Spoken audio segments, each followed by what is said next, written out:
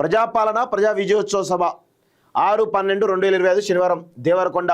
గత 2 ఏళ్లుగా రాష్ట్ర సర్వతోముఖికి అహర్నిశలు శ్రమిస్తూ పేద ప్రజల బడుగు బలహీన వర్గాలు మైనార్టీలు రైతులు మహిళల కోసం బడుగు బలహీన వర్గాలు మైనార్టీలు రైతులు మహిళల కోసం కృషి చేస్తూ వెనుకబడ్డ గిరిజన దేవరకొండ ప్రాంతాన్ని దత్త తీసుకొని నీళ్లతో గిరిపృతల జీవితాలతో వెలుగులు నింపాలని కోరుతూ చూస్తున్నాం. సో ఇక్కడ ఏమంటుండు, యనమల రేవంత్ రెడ్డి గారికి స్వాగతం సుస్వాగతం. మీ కోమటిరెడ్డి వెంకటరెడ్డి రోడ్లు భవనాలు మరియు సినిమాటోగ్రఫీ శాఖ మంత్రులు అంటూ చూస్తున్నాం.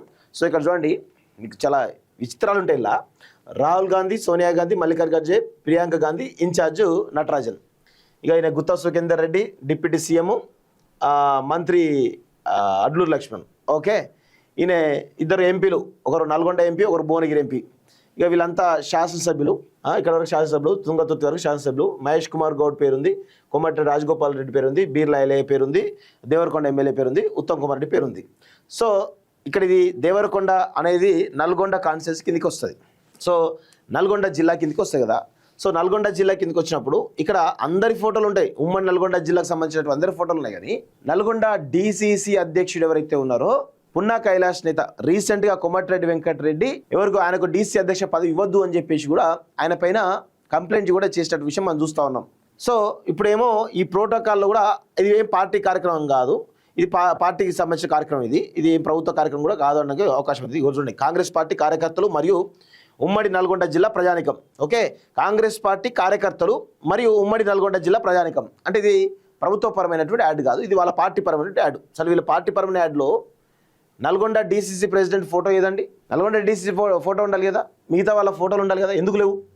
వాళ్ళ డీసీసీ ప్రెసిడెంట్ల ఫోటోలు ఎందుకు లేవు అంటే ఎంత దుర్మార్గంగా ఉందో ఒకసారి గమనించాలి.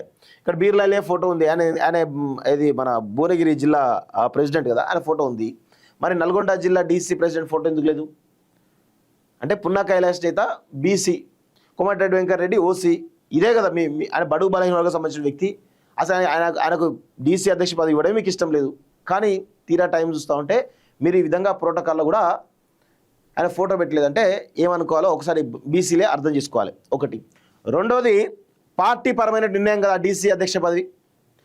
ఇప్పుడు నువ్వేం చేయాలి? కోమటిరెడ్డి వెంకటరెడ్డి ఐదర్ పున్నా కైలాష్ నేతనన్నా నీకు దమ్ముంటే, నీకు కాంగ్రెస్ పార్టీలో పట్టుంటే ఆయన దీపి, లేదు అంటే నువ్వు బయటికి రా, ఏదో ఒకటి చెయ్యి. నువ్వు ఆయన కింద పున్నా కైలాష్ నేత కింద పనిచేయడం నీకు ఇష్టం లేకపోతే పార్టీ నుంచి బయటికి రా, పదవిలో వద్దని కూడా పార్టీ నుంచి బయటికి రా. అంటే వీళ్ళకి ఏంటంటే పదవి కావాలి, పదవి పట్టుకొని ఉండాలి, ఇట్లా బడుగు బలహీన అవమానించాలి. కానీ వాళ్ళకు సిగ్గుశరం లేదు. విషయం ఏంటంటే సిగ్గుశరం ఉండదు వాళ్ళకి, ఏదైనా చేస్తారు. ఎంత దారుణంగా అంటే వీళ్ళ గురించి చెప్తే నవ్వు వస్తుంది, వీళ్ళ అన్నదమ్ముల గురించి చెప్తే నిజంగా చాలా నవ్వు వస్తుంది. ఇద్దరు ఒకటే, అందరు వేరువేరు కాదండి, వీళ్ళిద్దరు వేరువేరు కాదు, 100% ఇద్దరు ఒకటే. ఇద్దరికిద్దరు కలిసే చేస్తుంటారు అన్నీ. ఒకనేమో వ్యతిరేకిస్తూ ఉంటారు, ఒకళ్ళు దగ్గర ఇస్తూ ఉంటారు, కావాల్సుకొని ఇది చేస్తూ ఉంటారు అన్నదమ్ములు ఇద్దరు. వాళ్ళ దుర్మార్గం మామూలుగా ఉంటుంది వాళ్ళిద్దరి అండర్స్టాండింగ్. సో నేనేమంటాను కోమటిరెడ్డి వెంకటరెడ్డి గారిని, మీకు డీసీ అధ్యక్షుడు ఎవరైతే ఉన్నారో పున్నా కైలాష్ నేత నాయకత్వంలో పనిచేయాలని ఇష్టం లేకపోతే ఐదర్ ఆయనను ఆ పదవి నుంచి తొలగించే ప్రయత్నం అయితే చేయండి. మీరు మంత్రి, దాదాపు సీనియర్ కాంగ్రెస్ పార్టీ నాయకులు, ఢిల్లీలో కూడా పెద్ద పెద్ద పరిచయాలు ఉన్నాయి కదా, ఆ పరిచయాలను పెట్టుకొని మీరు ఆ పున్నా కైలాష్ నేతను డీసీ అధ్యక్ష పదవి నుంచి తొలగించండి. ఒకటి.